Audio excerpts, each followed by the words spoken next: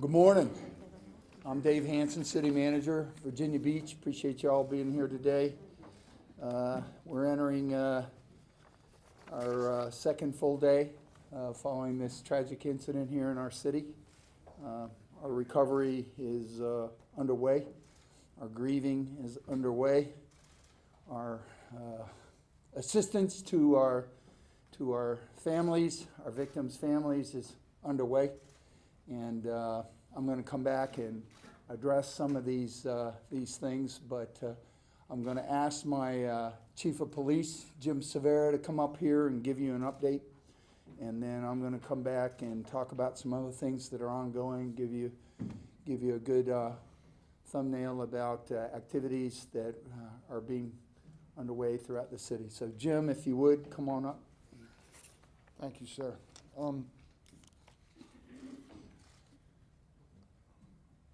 I'm going to first talk about the fact that we have an open investigation. It's in its third day. One of the pieces of the investigation will include the motive for this horrific act, and a lot of questions have been asked about the suspect's employment status. We're going to look at that to see if it had anything to do with the horrific acts and the events that he perpetrated. However, that's part of the ongoing investigation. However, I will tell you, he was not terminated, and he was not in the process of being terminated. So hopefully we're going to put that piece of this to rest, and then I can move forward with our timeline, or as best as I can reconstruct the timeline at this moment. Remember what I always say, more information will be coming, so some information that I may give today may be different or slightly different tomorrow, or I may have additional information tomorrow. But this is what we know as of this moment. Emergency communications dispatched officers to this call at 4:08 p.m. It included police, fire, EMS, which is Emergency Medical Services, and our Virginia Beach Sheriff's Office deputies to a report of shots being fired in Building 2. Within 2 minutes, the first officers arrived on scene. Now, when I say on scene, that's outside the building. And we have to remember, this building is 4 floors. It has a basement and 3 stories. It has numerous entrances, numerous exits, and they are different because citizens cannot enter certain areas and because they are secure. There are numerous stairwells in this building. There's a basement in the building. The basement goes to a tunnel which connects to another building. So this is not like being in the confines of this sterile environment where we are right now. This is a huge building, and we had no idea where the suspect was. We had no idea what the extent of the shots being fired call really included. But they were there within 2 minutes. The other thing that I need to say is that the building was originally constructed in the early 1970s when the city had a much smaller workforce. Since that time, construction has gone on for decades. Offices have been subdivided, entrances and exits to certain offices. It's a honeycomb. That's the best way to explain it. It's a maze where the workers are. Where the citizens come in is very well controlled, but those offices, especially the further into the building you get, becomes extremely difficult to navigate just because it's an older building and it's been reconstructed numerous times. And no, we did not have plans to the building. And we weren't in a place to be able to make those review plans. We were moving at a rapid pace.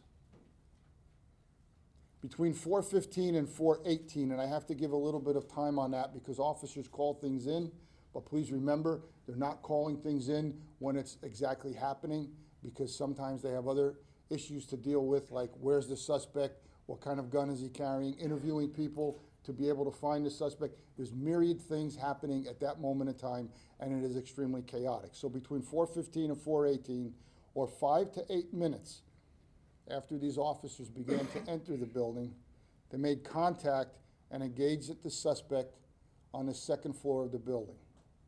Now, I want to pause here for a moment, because while they were in that process, other police officers were responding, and they were also making entry into the building, searching in other areas. I also have to accentuate the fact that these 4 officers did not work together. They worked in different commands. However, for years and years of training in our city, in our police agency, in the cross-training that we do with our partners in the Sheriff's Department, in our Fire Department, and our EMS Department, we cross-train and we train together on the same tactics. So therefore, these 4 officers who came from different commands, 2 are from the Detective Bureau, which is about, I said the other day, about 100 yards, 150. We measured it. It's actually 300 yards away from door to door. They responded from the Detective Bureau. 2 other officers who were K-9 officers responded via their vehicles en route. So they came from different commands, yet they formed a rapid entry team, and they entered the building. They found the suspect on the 2nd floor and immediately engaged in a gun battle. I've been asked on a couple of occasions how long. I can't tell you how many minutes shots were being fired. I could tell you that in the police world, anything more than 3 to 5 shots is a long gun battle. That's what was happening.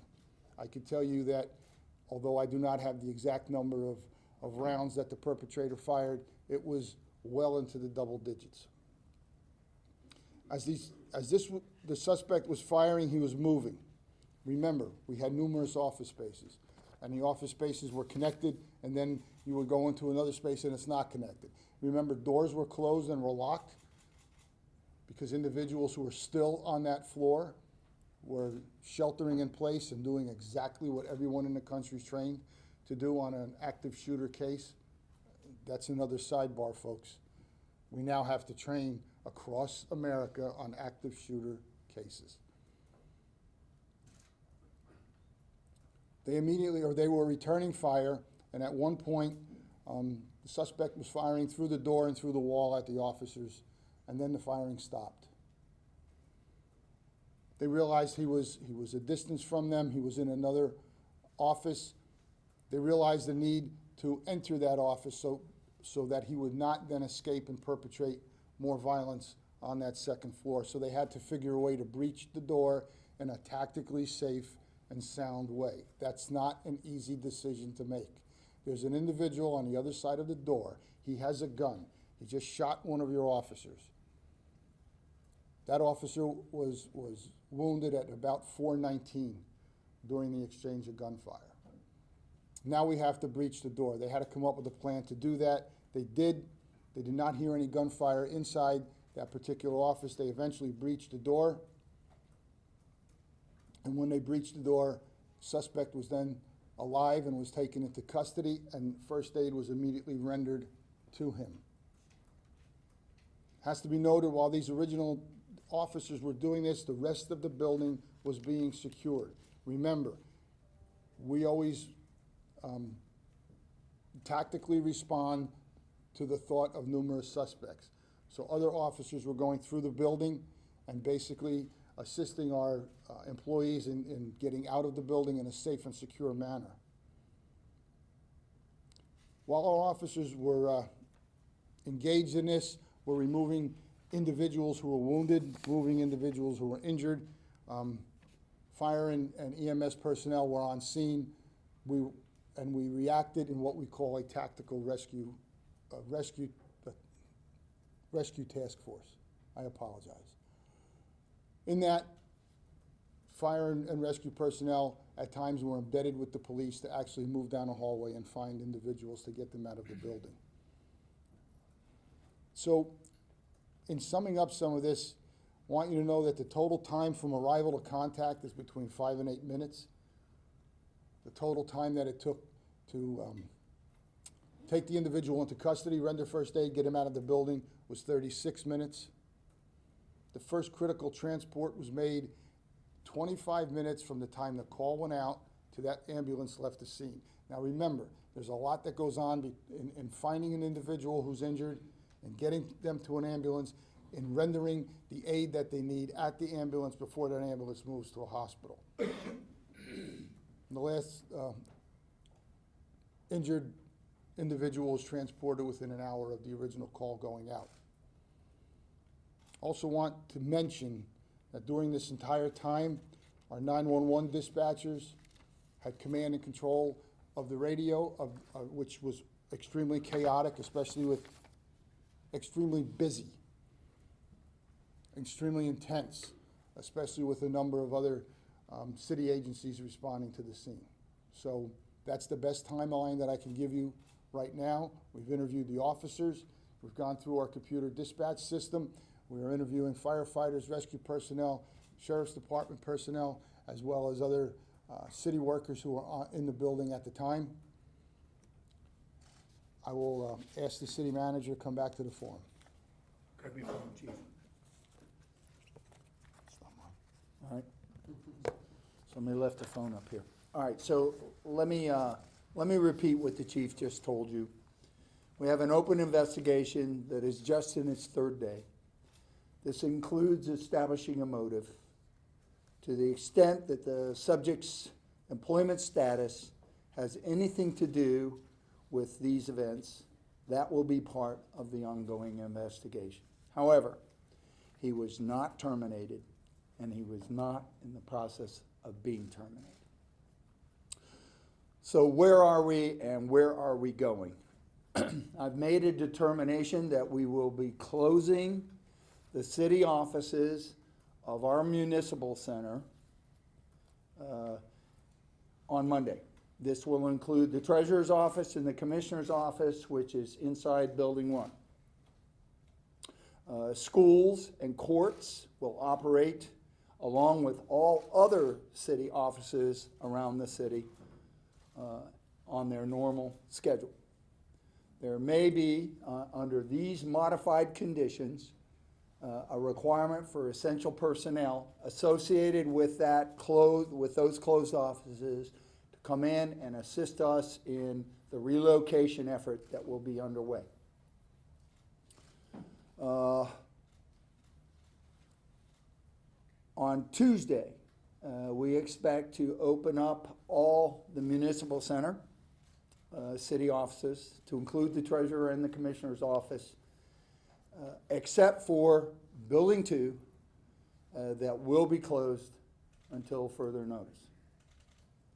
A significant amount of relocation effort, planning, and movement of office technology, files, and associated furniture necessary to relocate those functions will be underway throughout this week and into the following week, so that we can figure out a way to continue providing services to our citizens, our businesses, and our visitors. There will be significant memorial services scheduled, both internal for our staff as well as external for families and friends. And I appreciate everybody who is stepping up to help sponsor those. Those are being identified on our VBGov website, and we will continue to add to that list. I'm extremely pleased with the effort ongoing with our family liaison teams. Family liaison officers have been appointed from our honor guards in the police department and the fire department, along with chaplains and leadership from departments and my office. We have reached out and contacted all the victims' families last night and into this morning. We are now extending our liaison support to our wounded, to those that are in the hospital and the families that are supporting them. And we will be wrapping our arms around them as they are coming out of their surgeries, because all of them have had multiple surgeries. And they are progressing, and our prayers are with them. These family liaison teams are providing them information about where their loved ones are, how their loved ones are being released from the medical examiner, how to move forward with those important funeral decisions. We are wrapping our arms around them about their benefits, about where we're going to support them. We are a point of contact, and we are making sure that they know they are not alone. And that is our critical function. At the same time, our employee assistance programs are taking shape, and multiple teams from our sister cities, from our state agencies, from our federal agencies are pouring in to assist us as we wrap our arms around our employees so that they can come to grips with what transpired all around them, and so that we can get our stuff together so that we're able to resume normal lives and resume our mission of supporting services to our great city. So I appreciate you all being here and covering this story, but please understand that there are a lot of people that are not as open to discussing family and personal matters as some others might be. And so we are still respecting the privacy and of our families. So at this time, Chief and I are prepared to take questions. For either of you gentlemen, Chief. do you have any information that the shooter was targeting certain individuals, and if so, who were those individuals? Sure, Steve. At this point of the investigation, we do not have any of the information that he was targeting anyone specifically. Chief, if I could ask, you continue to make the point that he was not terminated or being in the process of being terminated. Was there a disciplinary process underway? Was there some tension you've identified between him and his work area? Okay, so as a manager, I have had a very thorough review of the status of the perpetrator. I have, to my knowledge, the perpetrator's performance was satisfactory, that he was in good standing within his department, and that there were no issues of discipline ongoing. Were any of his coworkers concerned about him? Were there any complaints made about him? Any concerns raised about his behavior recently or anything like that? We continue to look at that. There are significant interviews that you all are conducting and out there. We are not sensing that, and I have no evidence that that is the case. And I just want to ask you, that day, do you have a good sense of what time he came to the building? Did he leave the building? Did he come back in? Was it a normal work day for him? Anything you can tell us about his activity that day? As a city employee, what we can track is entry and exit of certain doorways because we have our codes to do that. So as part of the investigation, what we're going to do is, as best as we can, put together his total activities from the morning until he perpetrated this crime. But it was a normal work day for him, right? It wasn't, as far as you know, it was a normal work day? Yes, it was a normal work day. Considering you are putting water on this idea that he was disgruntled or about to be disciplined, are you encouraged at all, based on the interviews that you've had, about following other motives? I'll take it. Okay. Words matter. Sir, we've spoken previously. I'm not putting water on it.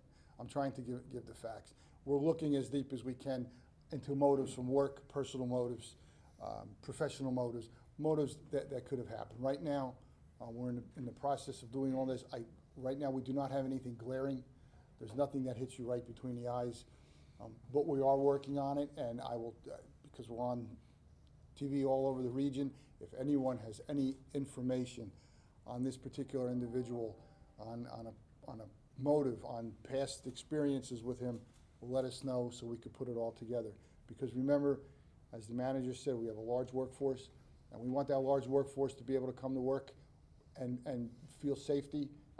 There's only so much safety and security you're going to feel immediately, but just so they know they're safe and secure in their work environment. In your timeline, you said that. All right, let's Sorry, in your timeline, you said. one moment, sir. Let's have some semblance of order. So I'm going to finish because he probably has a follow-up, then I'll come back to you, sir. The suspect's relatives have a message posted asking for privacy. They are grieving for their own family and also the other victims. Have the suspect's family and relatives been in communication with you guys? Are they providing information as well? The investigators, our team of detectives are out interviewing everyone. So if they have not immediately been, all the family members been spoken to, they will, as quick as we can get to everyone. This is a large-scale investigation. Now, sir. Respectfully, you, in your timeline, you said that the team of officers breached the office door that the suspect was shooting through. And then you say he was alive and taken into custody. Yes. What happened next? They immediately rendered first aid. They extricated him from the building, and he was transported to the hospital. And we're to assume, we're to understand that that's where he died. 1 second. Yes, sir. Can you But again, I want to accentuate the fact that we rendered first aid at the scene, as we always do. So you're making the point that there were efforts made to save this individual despite what he had done? Yes, sir, and I'm glad you really picked up on that, because put yourself in that position. You just took numerous rounds. One of your fellow officers was just injured, was shot. You find the individual, and then you immediately switch over to, I'm going to try and save his life, because our police officers truly believe in the sanctity of life, sir. Thank you for asking that question. Can you provide any details of this movement? Wait a minute, sir. She had her hand up first. Were any of the 4 officers that arrived on scene, did any of them have body cameras, or were there any cameras rolling at the time? They did not have body cameras. We are in the process of phasing in body cameras across the department. 2 of them would not have had body cameras because they're detectives, so they would be one of the last to get body cameras. So the answer to your question, they did not have body cams. And we do not have any access to any other video at this time in the building. Chief, One, now, sir. I'll get to you. can you provide any details on his movement in and out of the building on that day? Once again, that was asked previously. We're doing the best we can to reconstruct his entire day. Okay. Chief, Yes, is sir. there any chance that the shooter left his job voluntarily? Because one of his longtime colleagues said that he had put in his 2-week notice shortly before the shooting. Is that true? Okay, yes, sir. Yes, It is true. He was resigning? yes. Can you confirm that his direct supervisor is among those who died, Richard Nettleton? He was not his immediate supervisor, but he was in the chain of command. Did he give any reason why he was resigning? Did he write a letter of resignation?